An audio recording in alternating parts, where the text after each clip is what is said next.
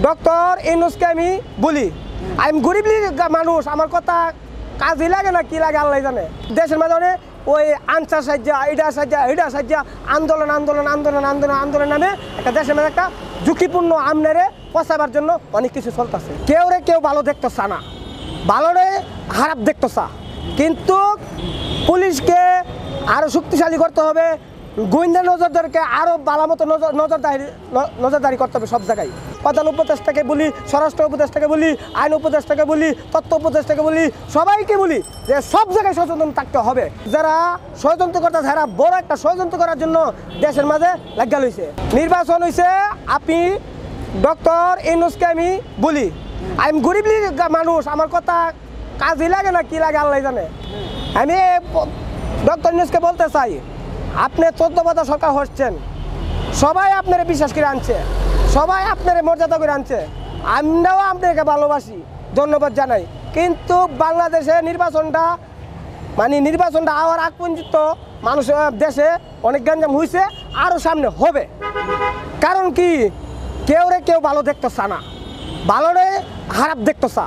কিন্তু আপনি বাংলাদেশ মানুষকে এবং দলকে সবাইকে লয়ে আপনি একটা সিদ্ধান্ত নেন, যাতে কোনো ষড়যন্ত্র আসার আগে যেমন বাংলাদেশে একটা নির্বাচন দ্রুত হয়ে যায়।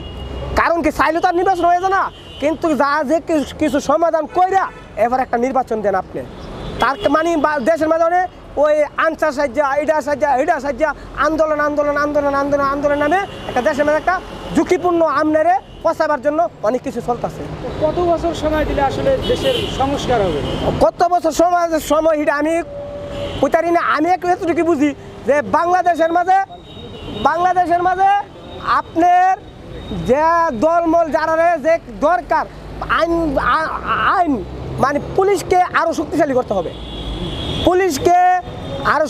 করতে হবে, গোয়েন্দা নজরদারকে আরও ভালো মতো নজরদারি করতে হবে সব জায়গায়। বাংলাদেশের 63 জেলায় 68,000 গ্রাম হয়, আপনার সব জায়গায় নজরদারি থাকতে হবে। কারণ কি আপনার যারা ষড়যন্ত্র করতে যারা বড় একটা ষড়যন্ত্র করার জন্য দেশের মাঝে লাগা লইছে। কিন্তু সব জায়গায় সচেতন থাকতে হবে, সব জায়গায় চেকিং করতে হবে, প্রত্যেকটা গাড়িকে চেকিং করতে হবে, প্রত্যেকটা প্রাইভেট গাড়ি চেকিং করতে হবে, সব জায়গায় চেকিং নজরদারি থাকতে হবে। কারণ কি কোনো জায়গাতে কোনো বিশৃঙ্খলা সৃষ্টি না করা যায়, কোনো লুটপাট না করা যায়, সব জায়গায় সচেতন থাকতে হবে। সব জায়গায় আমি প্রধান উপদেষ্টাকে বলি, স্বরাষ্ট্র উপদেষ্টাকে বলি, আইন উপদেষ্টাকে বলি, তথ্য উপদেষ্টাকে বলি, সবাইকে বলি যে সব জায়গায় সচেতন থাকতে হবে।